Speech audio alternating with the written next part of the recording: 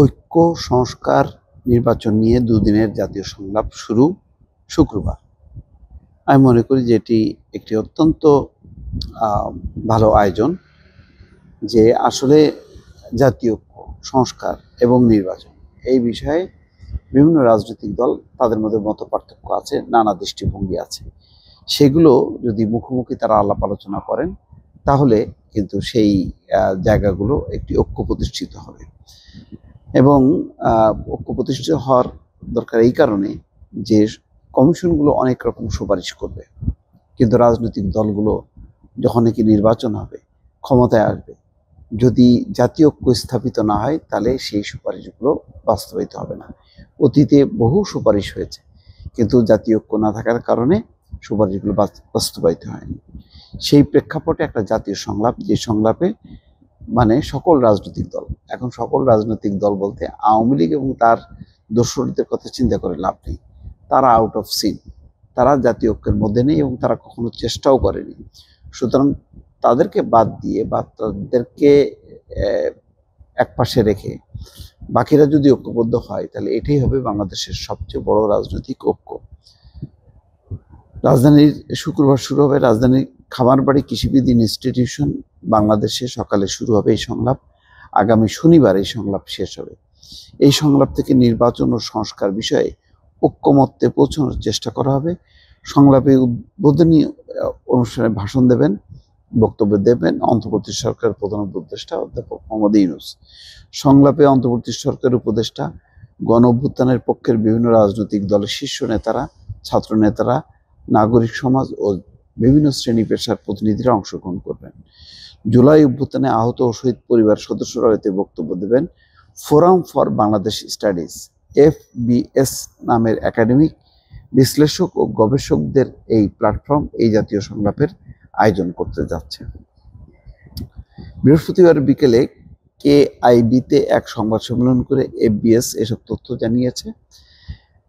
এই বেসরকারি উদ্যোগে সরকার, রাজনৈতিক দল ও সামাজিক শক্তিগুলো সহযোগিতা করছে।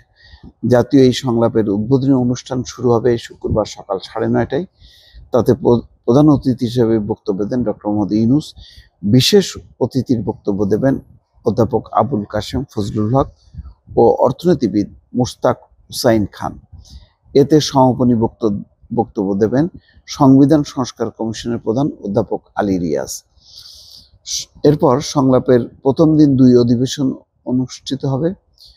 ঐক্য কোন পথে শিরোনামে প্রথম অধিবেশনে রাজনীতিবিদদের মধ্যে থাকবেন মির্জা ফখরুল ইসলাম আলমগীর, মাহমুদুর রহমান মান্না, মিয়া মোহাম্মদ গোলাম পরওয়ার, সৈয়দ মোহাম্মদ রেজাউল করিম সহ অনেকে। উপদেষ্টাদের মধ্যে থাকবেন আদিলুর রহমান খান, শারমিন মুর্শিদ ও মাহফুজ আলম।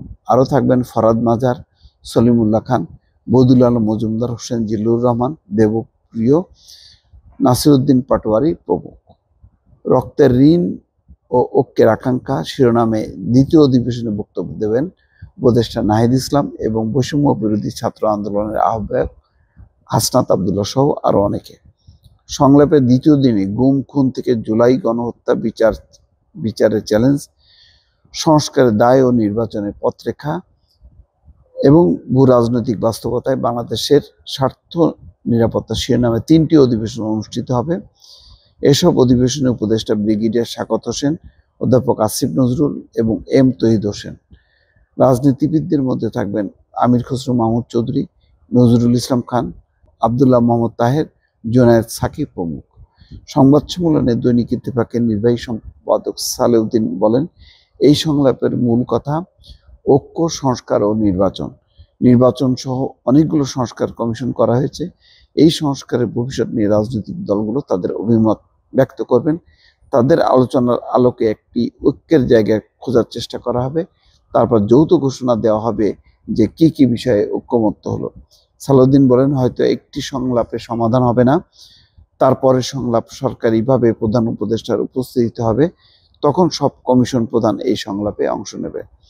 সুচিন্তিতভাবে ফ্যাসিবাদের গোষ্ঠী ও সহযোগীদের এই সংলাপ থেকে বাদ দেওয়া হয়েছে বলে জানান PIBর মহাপরিচালক ফারুক ওয়াসিফ। তিনি বলেন, আমাদের কাজ হচ্ছে শুধু প্ল্যাটফর্মটা করে দেওয়া, যেখানে বিভিন্ন পক্ষের ও মতের লোকেরা কাছাকাছি এসে কথা বলবেন। কথা বললে দূরত্ব কমে, আমরা চাই দূরত্ব কমুক, ঐক্য চাই, সংস্কার চাই। গণ অভ্যুত্থানের পক্ষে শক্তির মধ্যে দূরত্ব আছে বলে মনে করেন নির্বাচন ব্যবস্থা সংস্কার কমিশনের সদস্য এবং রাজনৈতিক বিশ্লেষক জাহিদুর রহমান।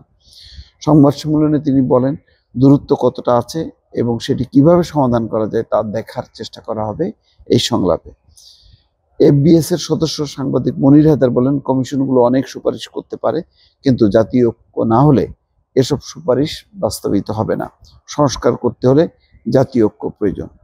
এ সময় আরো বক্তব্য দেন আইনজীবী দিলরুবা শারমিন এবং এফবিএস এর সদস্য তৌফিক জোয়ারদার। দেখা যাক যদি এই প্রচেষ্টা উদ্যোগটা ভালো, যে এই আয়োজনের মধ্য দিয়ে যদি বিভিন্ন মতের লোকজন তারা যদি এক হয় এবং তারা যদি নির্বাচনের সময়সীমা নিয়ে সংস্কারের পরিধি নিয়ে বক্তব্য রাখেন, তাহলে আমার ধারণা যে সরকারের পক্ষে কার্যক্রম চালানোটা আরো সহজ হবে।